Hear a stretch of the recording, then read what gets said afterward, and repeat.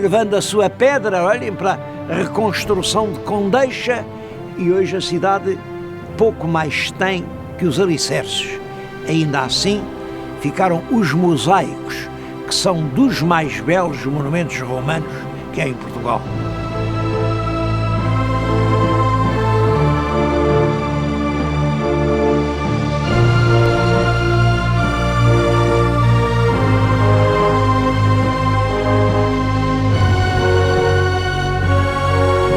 Diz-se muitas vezes que a civilização romana termina na Península com as invasões bárbaras do princípio do século V depois de Cristo.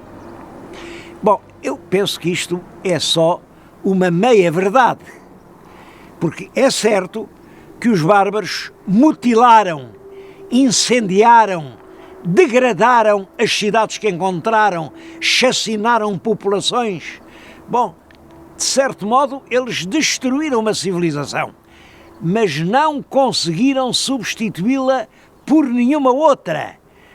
Os peninsulares continuaram a falar em latim, continuaram a plantar os olivais, continuaram a colher o seu vinho, porque realmente os bárbaros não tinham uma civilização superior que se nos pudesse comunicar. Mas é evidente que as invasões bárbaras são um facto muito importante. Iniciam-se no ano 409, grandes bandos de povos germânicos, são os alanos, os vândalos, os suevos, atravessam as gargantas dos Pirineus, penetram na Península Ibérica e derramam-se um pouco por toda a parte. É curioso que a resistência dos romanos foi muito fraca.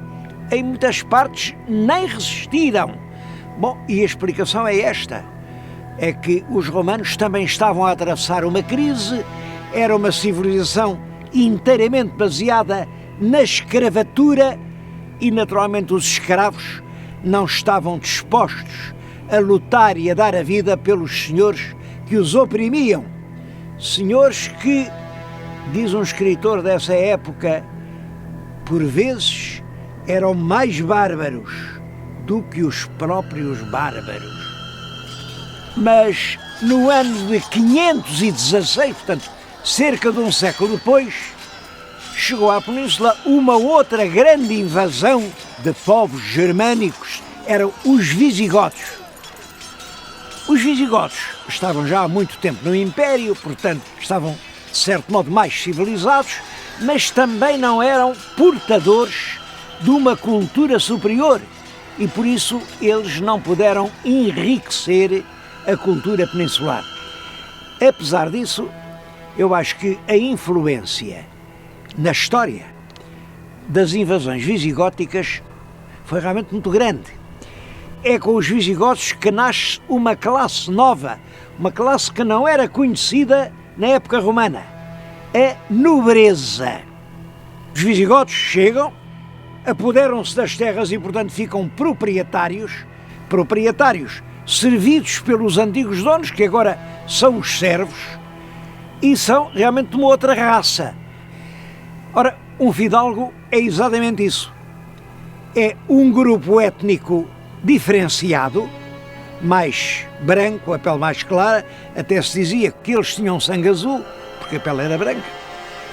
Uma classe militar, eles vinham da guerra, eram cavaleiros, ao passo que os outros tinham que viver do trabalho, e uma classe proprietária, que vive do fruto de uma terra trabalhada pelos outros.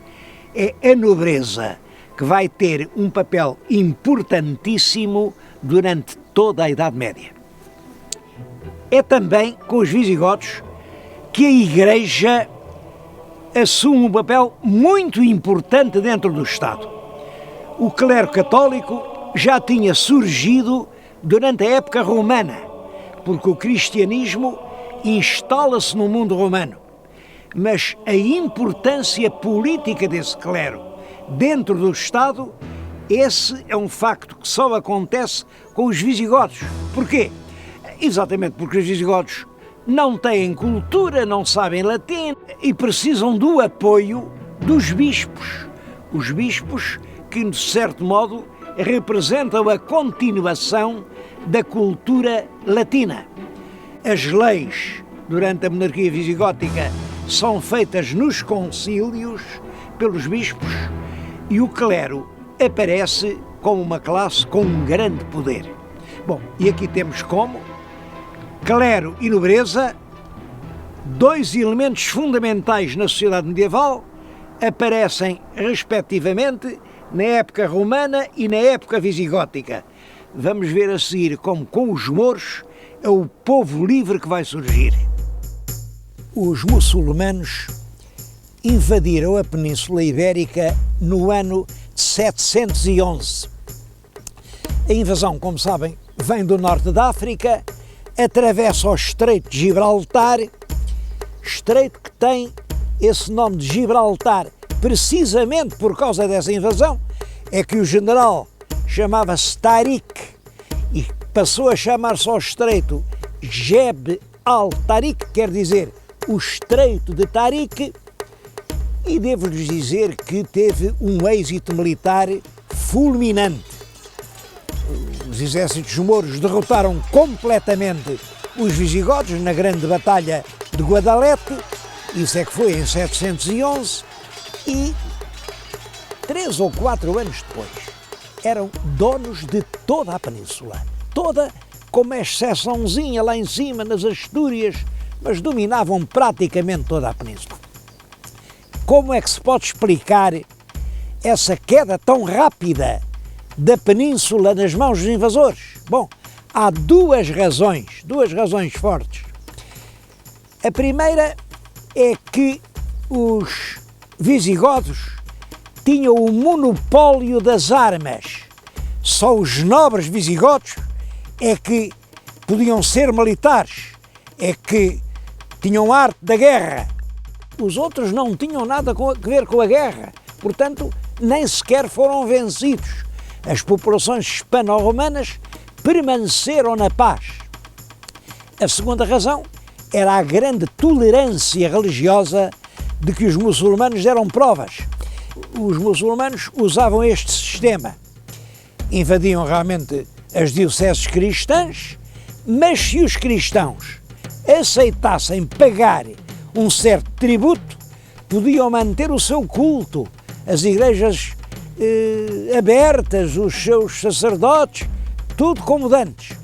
Bom, claro que se não pagassem esse tributo, mas se submetessem à lei do Islão, passavam a ser iguais aos outros.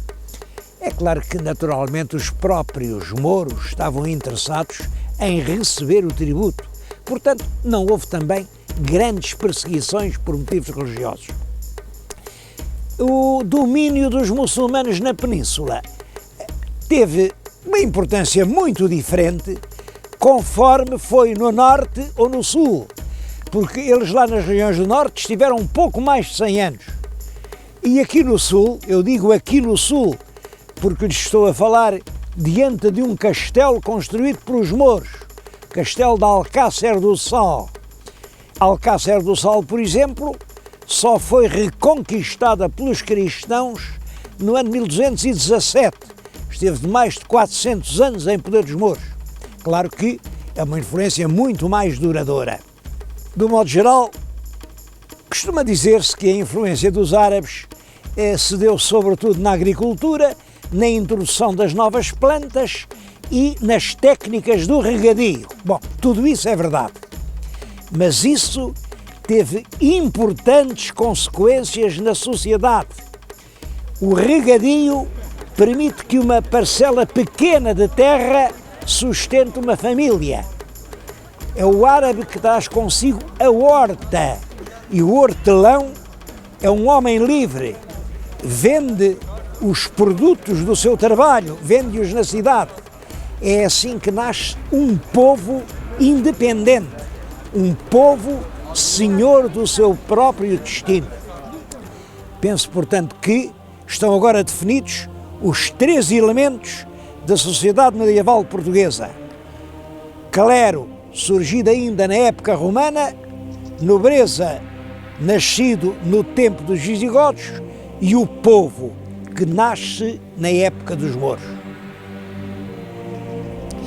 Depois da invasão dos mouros, um pequeno número de cristãos continuou a resistir nas montanhas das Astúrias. É a história de Covadonga. Ainda hoje Covadonga é considerado uma espécie de lugar sagrado. Bom, e essa pequena guerra, à medida que o poder dos mouros ia enfraquecendo, essa guerra ia avançando sobre a antiga terra dos mouros, e é essa guerra que se dá o nome de Reconquista. É claro que há muitas opiniões sobre o que foi a Reconquista, e eu creio que, de facto, trata-se do restabelecimento do regime de servidão que tinha sido derrubado com a derrota dos visigodos. Os novos senhores que vêm do norte chegam, os lavradores livres das aldeias são obrigados a voltar à sua antiga situação de servos da gleba, e por isso houve realmente muitas revoltas dos cristãos contra os seus novos senhores. Há mesmo um documento que chama a estes cristãos que cá tinham ficado os libertinos, quer dizer, os filhos dos escravos, e que diz que eles se revoltavam contra os seus antigos senhores, mas que eram reconduzidos à primitiva servidão, in pristinam servitutem. Isto revela claramente o caráter social da Reconquista. Os nobres vinham, apoderavam-se destas terras que estavam mais ou menos sem dono, sem autoridade, e era isso que se chamava a presúria. Presúria vem de presa, tomar presúria. Eu vim falar-lhes nisto aqui diante da estátua de um presor. É Vímara Pérez, que no ano de 868 tomou de presúria esta terra.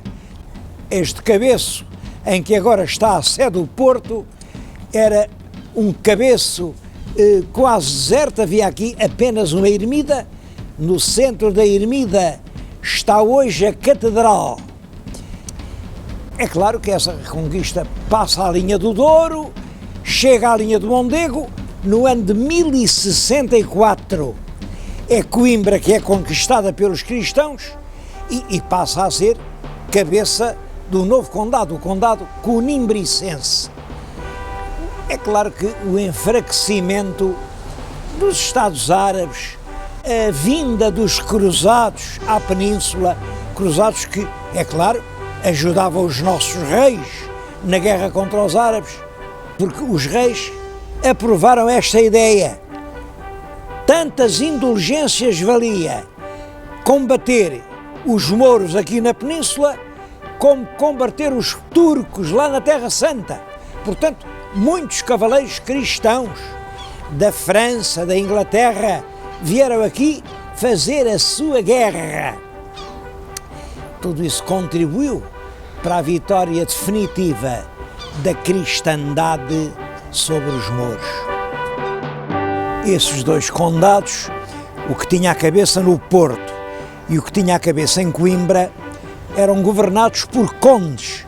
Condes que eram praticamente independentes, mas realmente dependiam do Rei do Leão, estavam vassalagem ao Rei do Leão. Ora, no ano de 1095, o imperador Afonso VI tinha o título de imperador porque era rei dos três reinos de Leão, Castela e Galiza. O imperador reuniu os dois condados do Porto e de Coimbra num só condado e deu todo esse território a uma filha, Dona Teresa, que por essa altura tinha casado com um fidalgo francês, o conde Dom Henrique, que era de uma poderosa família feudal francesa, os duques da Borgonha. Bom, e são eles, Dom Henrique e Dona Teresa, os primeiros príncipes de Portugal. Os seus túmulos estão hoje na Catedral de Braga e eu próprio estou a falar-lhes aqui em frente do Castelo de Guimarães, onde eles, por vezes, residiram. O conde morreu em 1114 e, naturalmente, o governo do condado passou para a rainha viúva, que era a mãe do jovem Dom Afonso Henriques. Quando o pai morreu, ele ainda era uma criança. Mas, é claro, era uma criança que cresceu e, em 1122, já se armou a si próprio cavaleiro na Catedral de Samora. Ele armar-se a si próprio queria dizer que não reconhecia ninguém acima de si. Ora, por essa altura, a condessa Dona Teresa apoiava-se muito nos nobres galegos. Estava até casada com um grande fidalgo da Galiza, o conde Fernão Pérez de Trava, que tinha uma posição de chefia em tudo o que dizia respeito aos assuntos